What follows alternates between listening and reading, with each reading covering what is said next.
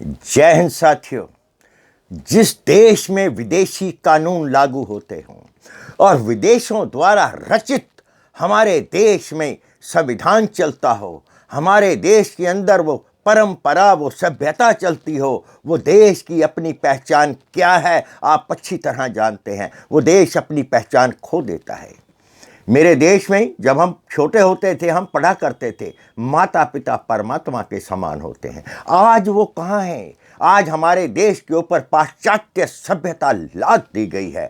भारत की हर देवी पूर्ण वस्त्रों में, साड़ी जिसका सुंदरता है, जिसका परिधान साड़ी है, पुरुष जिसका परिधान क्या था आज क्या हो गया है। पुरुषों के किए हुए गुनाह, कुछ अनपढ़ पुरुष, बेवकूफ पुरुषों के किए हुए गुनाह आज हर पुरुष को भोगने पड़ रहे हैं, क्योंकि नारी जाति को इतने संविधान ने छूट दे दी है। आज पुरुष की सुनवाई कहीं भी नहीं है। निरपराध बालक, कोई फांसी लगकर मर रहा है, कोई कटकर मर रहा है, कोई जहर पीकर मर रहा है, इन झूठे कानून और झूठे केस की वजह से। पुरुष के लिए एक भी कानून नहीं है। किस देश में या किस इतिहास में ऐसा हुआ है कि नारी गुनाह करे तो क्षमा, पुरुष गुनाह करे तो सजा? कानून तो बना दिया कि दोनों को एक समान अधिकार हैं, तो दंड के मामले में क्यों नहीं? दंड पुरुष को ही क्यों? एक लड़की शादी से पहले कहती है लड़का बहुत पसंद है, लड़का बहुत पैसे वाला है, बाद में कहते हैं कि हमें खाने को रोटी नहीं दी, और वो हमारा न्यायालय मानता है, क्योंकि लिखा है हमारे संविधान में, स्त्री जो कहती है उसको सत्य मान करके कानून उस पर लागू कर दिया जाए, पुरुष को धर लिया जाए। तहकीकात करने वाली एजेंसियां शांत खामोश हैं। जो लड़की कहती है, संविधान में लिखा है जी, लड़की ने कहा है हम तो ये करेंगे। कहीं पर कोई न्याय पद्धति है? पुलिस के पास इतने अधिकार हैं, वो चाहे तो उसको चेक कर सकती है, पहले देखे अपराध हुआ है या नहीं हुआ है। जिस घर में आटा है, दाल है, सब चीजें पड़ी हैं, और लड़की कह रही है मुझे खाने को रोटी नहीं दी, आप इसका मतलब जानते हैं कि मुझे सास ने पका कर नहीं दी। उसका कहने का तात्पर्य ये होता है, खुद उसके हाथ पैर टूटे होते हैं। शादी के समय बड़े बड़े वादे होते हैं, लड़की बड़ी सुगढ़ है, घर के कामों में बड़ी शालीन है। शादी होने के तुरंत बाद, अजी साल दो साल को छोड़ो, तुरंत बाद शुरू हो जाते हैं उसके नौटंकियां, उसकी मां की नौटंकियां। ऐसे नहीं ऐसे होगा, ऐसे नहीं ऐसे होगा। ससुराल की, पति की जो पक्ष है, उसकी तरफ का आधा हिस्से की वो मालकिन होती है, जब चाहे उसकी प्रॉपर्टी की खरीदो फरोख्त रोक सकती है। अपने बाप की कभी रोक के देखी? उस लड़की को ये कहा जाए अपने बाप से हिस्सा मांग, उसके बाद केस कर, तब उस केस को फाइल किया जाए। फिर देखूंगा इसका बाप, भाई या बहन या इसकी मां कितने इसके समर्थन में खड़े होते हैं। जो अपने बाप से जब पैसा मांगेगी, कोई केस नहीं करेगी।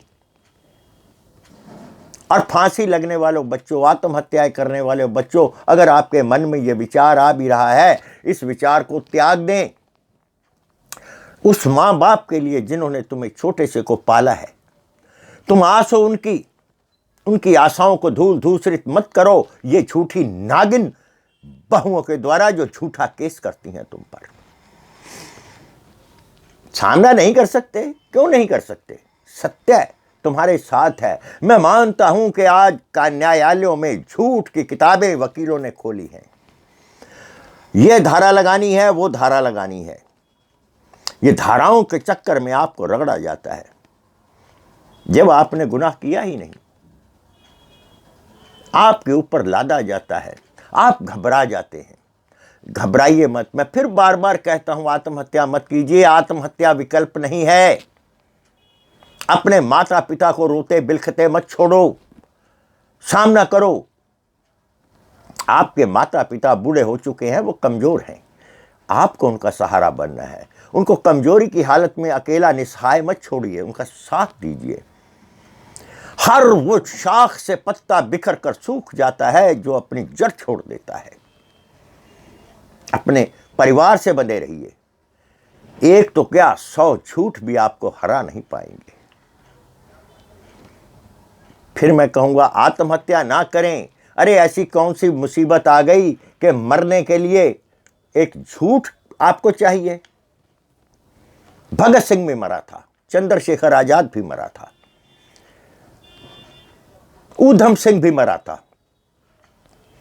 उनके मरने के पीछे एक नाम था, बेनाम गुमनाम मत मरो, माता पिता का साथ दो।